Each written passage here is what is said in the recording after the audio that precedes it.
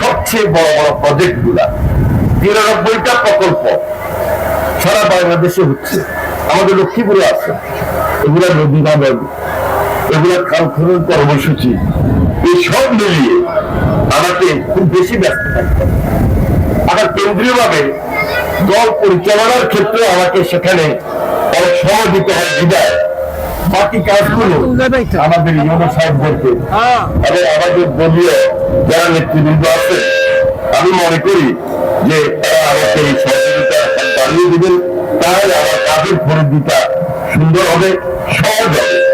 আমি আশা করছি যে সুন্দর একটা চন্দ্রগঞ্জ আমরা এমন ভাবে আপনাদের কাছে নিয়ে আসতে চাই, যদিও একদিনে সব হবে না, একটু ধৈর্য ধরতে হবে, একটু সময় দিতে হবে, কিছু জায়গায় পার করতে হবে, নতুন অফিস হবে, নতুন থানার বিল্ডিং হবে, নতুন উপজেলার বিল্ডিং হবে এবং নতুন ভূমি অফিস হবে, অনেক কাজ।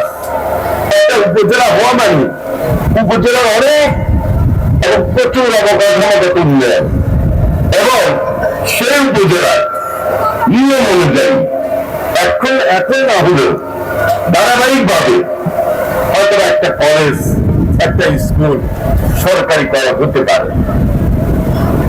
তখন আমরা আলোচনা করে সিদ্ধান্ত নিব যে চন্দ্রগঞ্জ যেহেতু আমাদের এই উপজেলা এবং দীর্ঘদিনের ঐতিহ্যবাহী, এখানে স্কুল আছে, এখানে কলেজ আছে, এখানে অন্য প্রতিষ্ঠান আছে, আমরা তখন প্রায়োরিটি ভিত্তিতে কোন স্কুলটাকে, কোন কলেজটাকে আমরা সরকারিকরণ করতে পারি।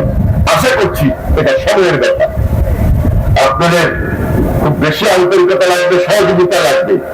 এখনই যদি আমি ঘোষণা দিয়ে বসি, আসলে এটা ঠিক হবে না, একটু সময় নিতে হবে। উপজেলার কাজটা ভালোভাবে শুরু হোক।